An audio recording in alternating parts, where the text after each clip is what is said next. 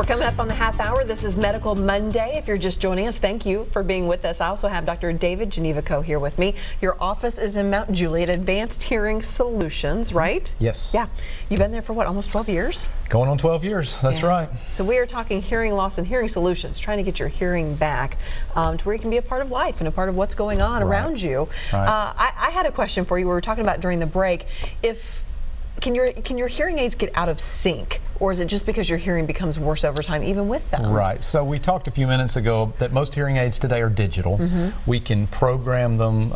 We do something called a probe microphone measurement where we put, sounds bad, we put little microphones in people's ears, put the hearing aid on top, so I know exactly what is coming out of that hearing aid and exactly what my patient's hearing, rather than saying, how does that sound, how does that sound? That's not the way to fit hearing aids. The way to fit it is scientifically and measure exactly what that hearing aid is doing. So unless a hearing aid is broken, and that can happen, I mean, a microphone can go out, the electronics something can happen, but they don't really get out of sync. A bigger problem with hearing aids a lot of times is that they are not adjusted appropriately for that individual's prescription. So, for example, if somebody comes in to try a hearing aid for the very first time, I'm never going to set them to their full prescription, because it takes your brain a little bit of time to get used to picking up all those little sounds again. So I have been accused in my career of making door hinges squeal, of making brakes squeak, of making hardwood floors creak. You know, when you start to hear those little high-pitched sounds again, it takes the brain a little bit of time to get used to it. So normally the process goes, if we initially fit somebody and program their hearing aids, I would set them to, let's say, 80–85% of what their actual prescription is. Turn them loose on the world for a couple weeks. Let them go experience life, talk to their family, go to church, ride in a car, you know, live life normally. Come back and give us some feedback. Normally that adjustment period is about a month, and so over time we may bump you up a little bit. A lot of times people will come back 6 months later and say, you know, things are a lot better, can you give me a little bit more? And at that time we'll kind of bump them up a little bit more. But unless something is wrong, or as you said, unless the hearing changes, rarely would I say the hearing aids are completely out of sync or out of calibration. The other thing you can do is, as hearing changes, we can because we have a programmable instrument, we can change that prescription. Rather than a pair of glasses where I have to go get another pair of glasses, we can do hearing aids just by reprogramming them. And just as even if you're wearing glasses or contacts, your eyesight can still change and worsen. Absolutely. Same thing with hearing aids. Absolutely, that's right. Just kind of part of aging sometimes, I imagine. It is. Let's talk about price. I know that has to be a major misconception in some ways, and just kind of a hard thing to talk about when it comes to hearing aid, because everyone thinks they're so expensive. Yeah. So price is probably one of, if not the biggest factor that prevents people from getting help with their hearing.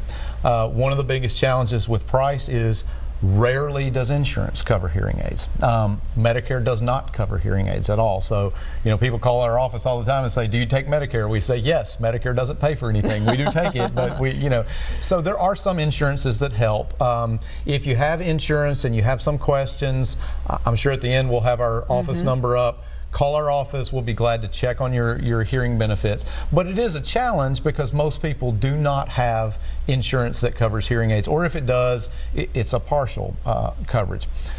Hearing aids are not inexpensive, as most people know. So the average cost of a hearing aid is going to be $2,000, $2,200 is kind of a mid-range price. They can vary up. The most expensive pair of hearing aids, 2 hearing aids, about $6,000. On the lower end, you're around $3,000, depending on the technology. And I'm not saying those are the only options, but that's, if you walk into any audiologist practice or any even franchise sales office, those are the prices that you're going to see. Some of them are a lot higher than that. Stay away from those.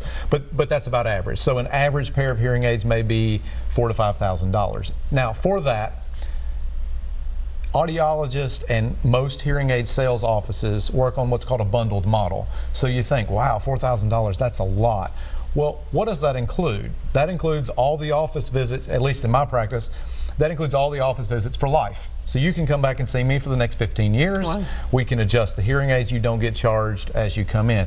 It includes all the fitting fees. So you're paying a bundled upfront model, a bundled upfront price. That's what that model is, but that covers things over time. So if a pair of hearing aids lasts 6 years, 7 years, and you split that up, certainly it's not inexpensive, but that makes that a little bit more affordable. Another thing on price that's very, very important. It is federally mandated that hearing aids are fit on a trial period. Okay, what does that trial include? The government says that you must have the right to return those hearing aids to me within 30 days or 45 days. There's a little leeway there for at least a partial refund. One of my biggest frustrations when I see somebody across the desk from me in the office is I paid $7,000 for these hearing aids and they never worked for me, and I want to say, they didn't buy them from me, by the way, but I bought them from such and such and I paid all this money and they never worked for me, and I want to pull my hair out and say, why didn't you take them back? Because that is a law. So if any of you guys are out there experiencing that, or family members, you must have a trial period. Be sure you understand that. Be sure you talk to your hearing care provider about that. It's not federally mandated that it's free.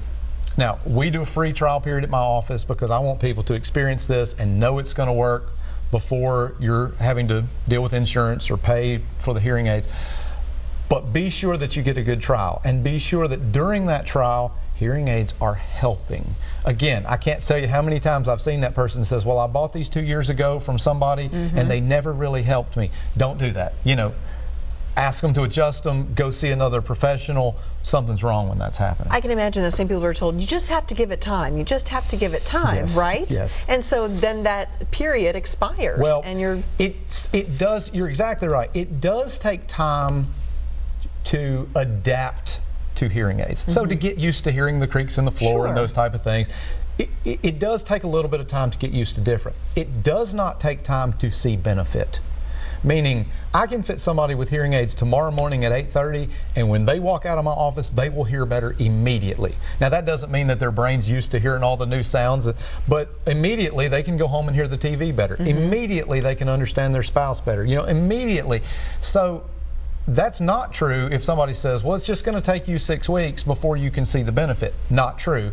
It may take 6 weeks for your brain to kind of get used to hearing things different and say, oh, my voice sounds a little bit different and I'm picking up new things, but not to see benefit. So if you don't see benefit, if hearing is not improved, if understanding is not improved, if the whole reason for you visiting the audiologist to start with, if there's not some check marks made in some of those boxes, stop, pause, and talk about, okay, maybe this is not the right thing for me. Okay, let's jump back to the lines. We have Smiley on the line. Hi, hey, Smiley. Yes, I have a question. I'm a musician. I'm 80 years old, and I had a friend that recently passed away, and his wife knew that I had a little bit of a hearing problem, so he had some hearing aids, and they're fairly new, and they were like $1,700 for the both of them. And she knew I had a hearing problem, so she sent them to me. Now I'm wondering, can these be readjusted for me? Excellent question. Excellent question. The answer most of the time is yes. We do that quite regularly, and a lot of audiologists will do that. Now, there are a couple factors that come in.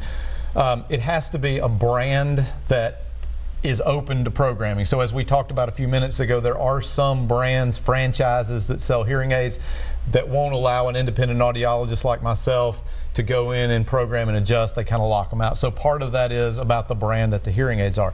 The second is it appropriate for your hearing loss? So I had a sweet little old 95-year-old lady come into my office the other day and lay down some hearing aids, and she said, I got a great deal on eBay on these hearing aids. Y'all, please don't buy hearing aids on eBay, okay? So she said, I got a great deal, and she had paid like $3,000 for some hearing aids on eBay, and they wouldn't work for her because they weren't appropriate for her ears and they weren't appropriate for her hearing loss.